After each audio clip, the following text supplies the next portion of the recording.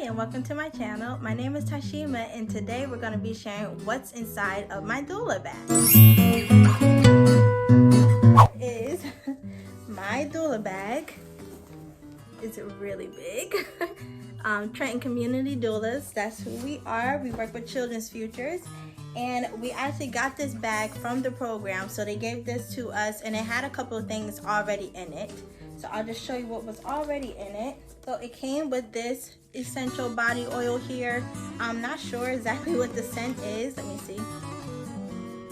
It's kind of like maybe a sandalwood. It smells a little bit like peppermint, so I'm not sure exactly what it is, but it's essential oil. It's for calming you down during labor. Some people like having nice smells around them.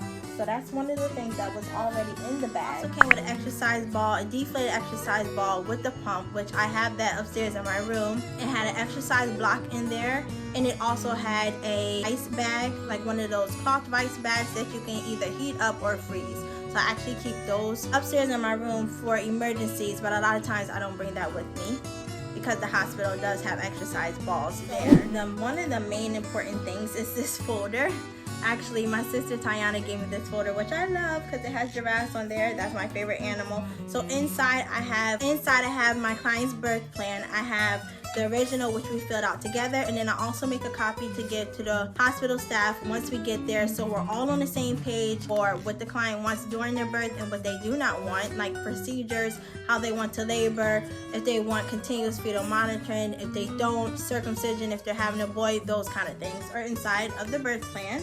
So I bring this folder with me. The next big thing to bring is snacks. So you will be in the hospital for a while if you're going for a birth. So I bring snacks for myself, and I also bring snacks for my client just in case they get hungry. So I like to bring this. I think I had this in my breastfeeding station video. So these are the Belvita 4 hours of energy snacks. I really love these. I always have those on hand, and I also bring a whole bunch of granola bars. They definitely come through in a pinch. So those are the snacks. Sometimes I'll bring some nuts. Sometimes I'll bring a bag of chips. It just really depends whatever I have on hand to bring as a snack. The next thing is water. A lot of water. So I bring 3 water bottles usually that last me. Of course the hospital has cups there and a water fountain and ice and all of that. But it's easier if I have my own water. That way I don't have to get up to get water for myself at least. And I just have to worry about getting water for the laboring mom. Next we have a sweater or a coat. So I have this jean jacket on. This is something that I may wear on top of my doula shirt. That's what I try to go dressed in. So my doula shirt, and then I also will have my coat. So this is just in case I get even colder, because a lot of times they keep the hospital cold anyway, especially the birthing suites, because the moms usually are hot while they're in the process of giving birth, while they're laboring. So it's cold in the rooms. So I definitely always wear my sweater, but just in case I need something extra, and it's fall time now and colder months are coming, so definitely need to bring your coat with you to the hospital. Thing is, which is a part of my outfit, is my doula ID. So I bring this just in case, so there's no problems when I go in, especially at the height of COVID when we weren't even allowed in the rooms at all. But now we are allowed in the rooms, but I just want to make sure that I have this with me. So I wear that on top of my doula shirt. The next must-have item that I bring to my births are my doula notebook. So this actually, I think this came with the bag in the little front pocket that we have here.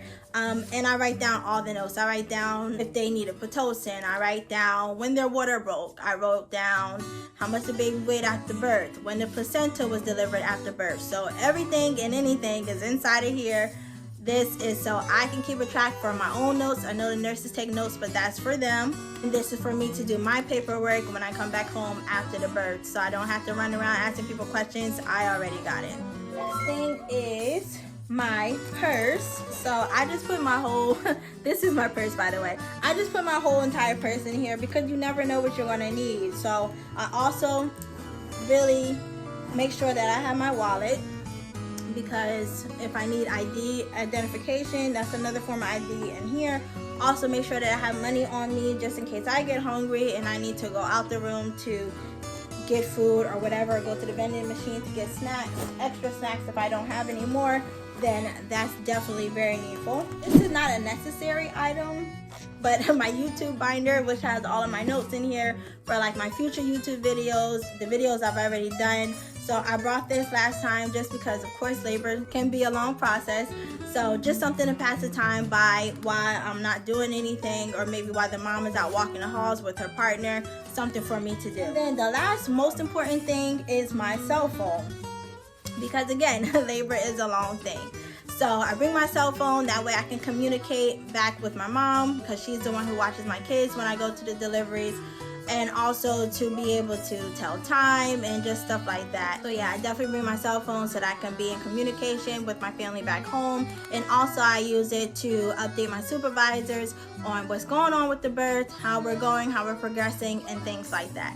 So also, if you're bringing your cell phone, which you should, you definitely need your charger. Now, I forgot to bring my charger for the first birth, and I was like, oh my gosh. And I went a really long time without asking anyone, but eventually I had to break down and ask one of the nurses. And of course, she was so sweet. She let me use her charger, which was fantastic. I was able to charge my phone. So if you're gonna bring your phone, which I'm using it to record, but I will show you.